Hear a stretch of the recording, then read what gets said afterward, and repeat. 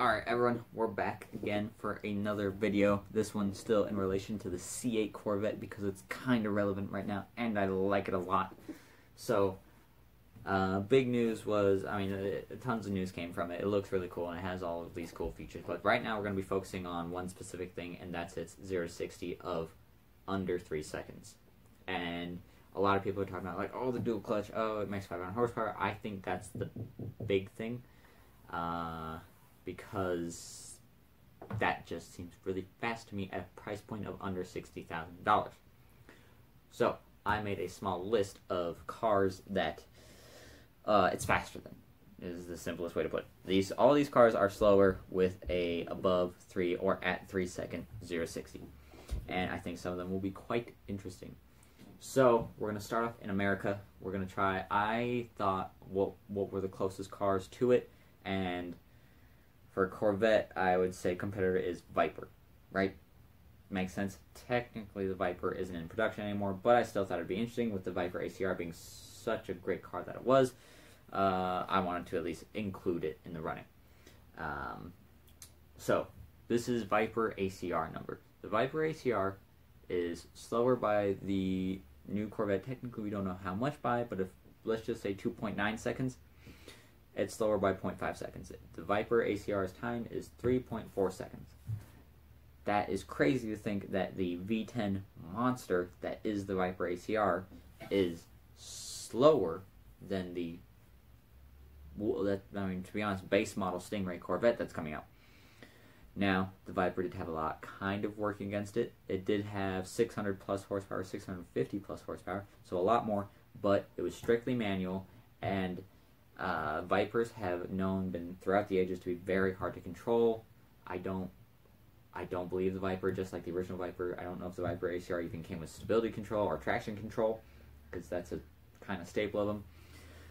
So that is possible that it didn't come without it, which means that would be even harder to get a 0-60. But that's a quick car, and this one's quicker. Another big American comparison would be Hellcat. So the Hellcat comes in at, and I wanted to do Hellcat because that's still, the current Hellcat is at 717. I didn't want to Demon or anything like that because we all know that one's 2.3 seconds. Obviously, that's faster. I did not check Red Eye. That's my bad. This is just base Hellcat. It's 3.7 seconds, which that one is pretty interesting, being at 717 horsepower. Again, that one's big issue is traction at well, but it's for a different reason. It's because it's just brutality. It's just brute force, just trying to push through those wheels. So that one's rough to try and overcome that to get a really good 0-60. That's one of the big issues with drag racing and stuff with the car stock, is like the number one thing that you could do to really improve your time would be bigger tires and wheels. Next we'll go to Ford. So that's 2 from Dodge. Viper, Hellcat, both slower, 3.4, 3.7. Viper, not by too much, but 0.5 seconds is quite a lot. Especially when all these cars are, when your 0-60 is under 3 seconds, then every tenth matters. I want to save this one for the last of the America. So we'll go to GT500. That is technically not out, but it's estimated to be 3.5 seconds, which is kind of interesting because that's not really much faster than the regular GT. But the GT350R comes in with a 3.6 or 3.7 0-60. It's actually slower than a regular Mustang GT.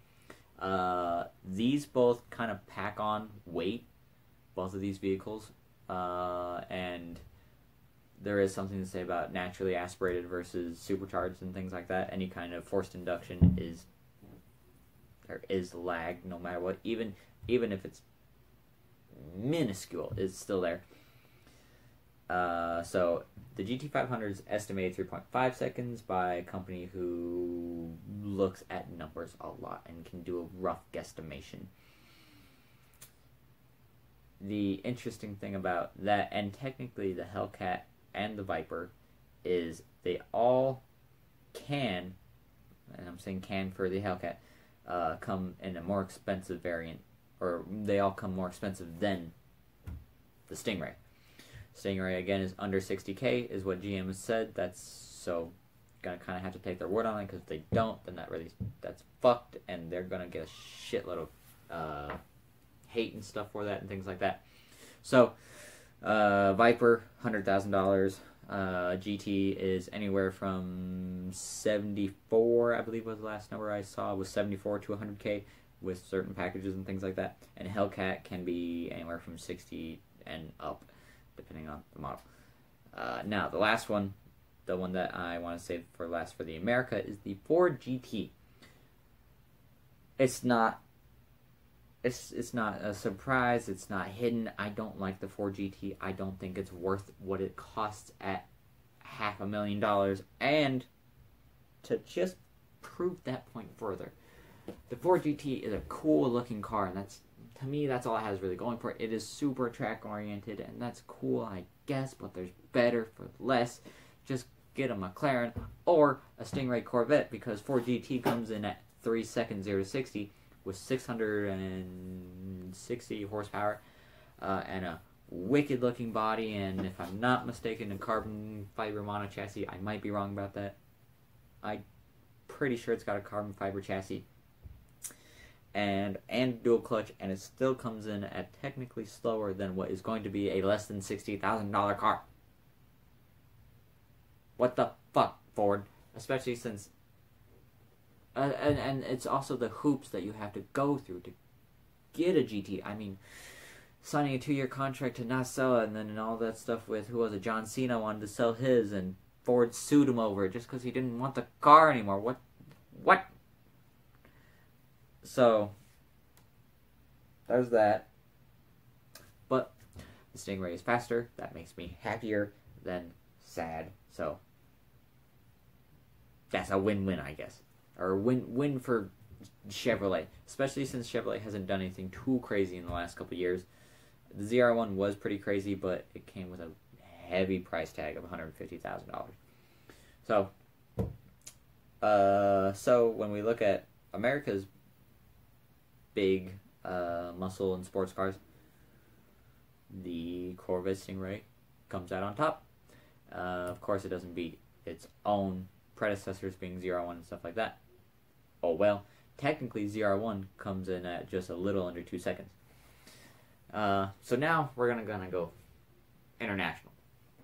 We'll start off with some of the cheaper cars, and we'll slowly get more expensive. And we're gonna get pretty expensive. So we'll start off with. Okay, well, let's start off with the oldest, the McLaren F1. The new Stingray is faster than the McLaren F1. The unbelievably wicked car that it was had a 0-60 of 3.2 seconds. Stingray is under 3. It's faster. That's crazy, since that's a car of just legendary proportions and things like that. But Corvette comes out on top. If you haven't noticed, I'm going to really wanking off the Corvette here. I like it. Sue me. Next let's do the M4. So there's the M4 regular, and then there's the M4 GTS. Those both come at very expensive. Oh, and the McLaren F1 is how many millions of dollars? 20 or so.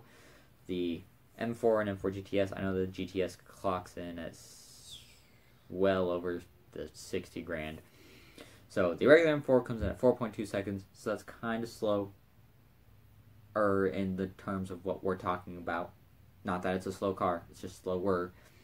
The GTS, so the super lightweight, I say super kind of hesitantly, the lighter weight and better one is 3.8 seconds, so still doesn't quite make the cut. And if I didn't get the time, I saw it earlier, but it's also faster than the 850i, the M850i, the new 8 Series BMW, which is their big kind of supercar 2-door.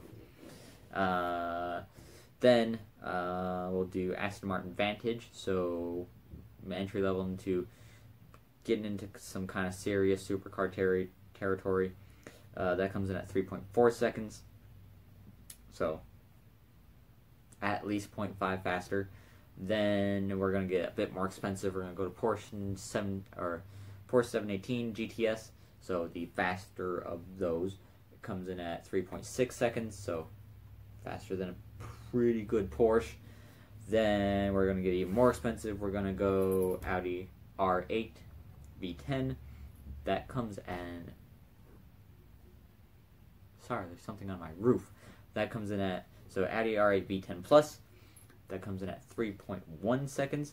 So holy shit, the Corvette, mid-engine Corvette, and Chevrolet's like first big entry into the mid-engine world is faster than the one of the most German cars of all time, and it comes with a V10 with 600 horsepower, 600 and I want to say it's up to 640 horsepower now. It was 610, but they bumped it up. And it comes with all-wheel drive, and Corvette is faster being rear-wheel drive. And it has a trunk to fit its roof in. And it's faster. What the fuck? Anyways, after R8 V10 Plus, we go quite a lot more expensive. I just thought this one would be kind of fun, just because this is a $400,000 super car, luxury car. The Bentley Continental GT. I had this one because everyone's gonna be like, "Oh, it's heavy and everything." No. The Bentley Continental GT is a brute force powerhouse car. It's fast. Is it faster than the Corvette? No. This video is kind of dumb, but I wanted to just show what technically having a sub-zero 3-second means. The Continental GT comes in at 3.4 seconds, so again, it wins. And I added one on here, or we'll say two. So they said sub 3 seconds, which at the very least means 2.9. Now, what car comes in at 2.9? Nissan GTR. 2019 Nissan GTR comes at a 0-60 of 2.9 seconds, being the Godzilla that it is and has always been. It has all-wheel drive, 585 horsepower with a twin-turbo V6. Things crazy. Will, at the very minimum, be as fast as a naturally aspirated American Corvette. That's fun to say. And then, if it can reach a little bit faster, if it could reach 2.85 seconds, so 0.5 hundredths taken off of 2.9, if it can reach that, then it's McLaren 570 fast. And that's a big deal, because 570 and McLaren, they fucking are made of magic, or some shit. I mean, McLaren has been blowing people away over the last year and a half to 2 years, just non-stop. The McLaren has really built themselves a name, and they're obviously releasing a new car, the Grand Tour and everything, and they've been doing crazy stuff, I guess, and technically ever since they released the P1. But the 570 did, again, the 570 was their big entry that let them really show what they were capable of, and it got a lot more people looking at things like the 720, and then the Senna, and now the 600 LT. They've been making waves and stuff like that over the last couple of years about how just fucking great their cars are, and if goddamn Corvette, motherfucking American Corvette can be as fast as one, holy fuck, good on GM. Again, GM hasn't done anything too crazy. They made the Camaro and stuff, but things were faster than Camaro. They made the ZR1, but it was really expensive, and not a lot of people got too hold of them, and they didn't get too much press, especially since, again, the C7 was getting kind of old at that point. It wasn't as exciting. It was still very exciting, but just not. It wasn't as big of a wave. This car is a decent wave, and that's all I'll say on it. I'll stop sucking off the new car, the new C8. So as always, like, comment, subscribe. If there's anything you did like in the video, post it down below. If there's anything you didn't like in the video, post it down below. Definitely want to hear and make our content better. So that'll do it, and I will see you in the next video.